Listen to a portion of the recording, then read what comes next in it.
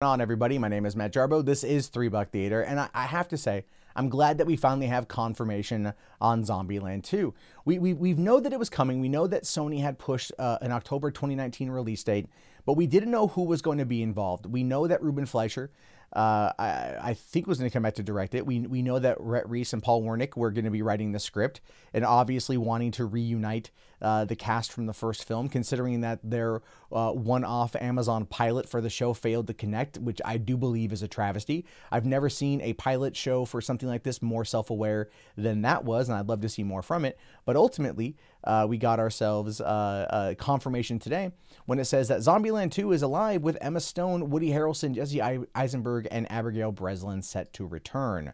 That's awesome that they got the cast back for the second movie. And it only going to take them 10 years to get to the sequel, right? I do think there should be like this cutoff point for sequels. Like, don't get me wrong, I'm excited to see it, but 10 years feels like just too long of a damn time. It says, no need to double tap anymore. Zombieland 2 is alive. The long-awaited sequel to the 2009 film is moving forward at Sony, nearly 10 years after the original opened, with the original cast all set to return. Hopefully they've stocked up on Twinkies. Now, it says, after years of false starts, Sony is moving forward to Zombieland 2, according to The Hollywood Reporter, with the original cast and original director Rueben Fleischer, who is directing the studio's upcoming comic book movie Venom, are all set to return. I have a feeling that that Venom is the reason why this happened. I have a feeling that Amy Pascal and pushing Venom and getting Tom Hardy on board and the movie being well received. The trailer for Venom is sitting at 64 million views the last time I checked. It's probably more since then. And many people are questioning why. So just based on the sheer amount of views on that trailer and the buzz that surrounded the new Entertainment Weekly images that popped out today, you can probably see that this is definitely one of those things that Sony probably promised Rueben Fleischer. Like, look, you come in, if this starts doing pretty well, we're going to give you what you want to keep you around, to keep you in our fold. And I think that's probably the best course of action for them. And never mind the fact that they're going to be reteaming with everyone for Zombieland 2 makes me feel pretty good about the sequel holding on to a bit of the same flair that the first one had. Now, Emma Stone, Woody Harrelson, Jesse Eisenberg, and Abigail Breslin are all set to reprise their roles from in Zombieland 2. The four actors played a group of strangers who meet on the road and became a close-knit family unit. And so it says, in the new film, the quartet will move from the White House to the American heartland as they face off against a new kind of zombies that have evolved since the first movie, as well as some new human survivors. And that's really cool for me. Like, I like the fact that they're like, you know, that they were on the West Coast, I think, in the first movie.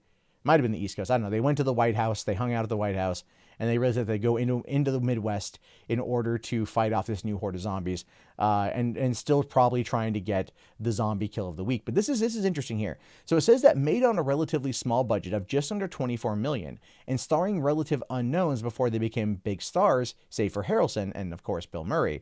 The original Zombieland went on to become a cult hit and a sort of launchpad for the careers of Eisenberg, Stone, and Breslin. I don't know.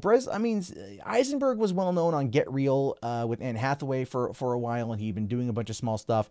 I don't know if I'd say a launch pad. You know, Emma Stone was in Superbad 2 years prior, and that was something that people really took notice of. So Breslin, yeah, I would give her credit there, but I don't really agree with that entirely. It says, all of whom are now either Oscar nominees or winners. That explains why it took so long for the sequel to come together, with a greatly increased star power and paychecks to the original cast. And that's going to be what is the most fascinating thing about this. The movie, the original film, was made for $24 million. How much are they going to increase the budget on this movie for? Is this going to be a $150 million budget? It feels like it's going to be north of that, just to facilitate the damn paychecks of the people. Now, Columbia Pictures president Sanford Penich says, this is one of the projects that fans have waited to see for a long time, and no one wanted to see it happen more than Emma, Woody, Jesse, and Abigail. These are some of the most in-demand actors, and I think they are making this movie because they love the characters.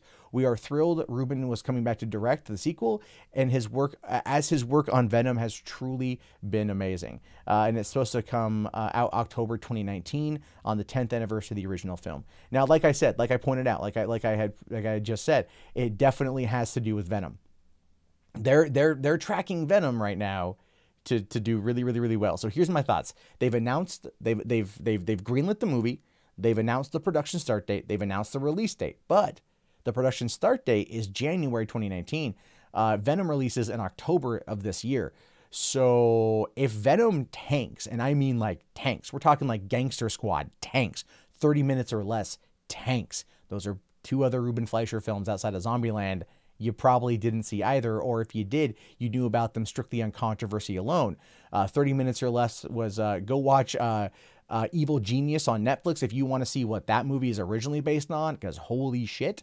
Also, Gangster Squad, a relatively, by the numbers studio film from Warner Brothers, was met with controversy after James Holmes and the Aurora shooting that happened on the release of The Dark Knight Rises. And obviously there was a theater shootout scene at the end of the movie that clearly prompted them to go back for reshoots and delay the film, which does honestly make sense.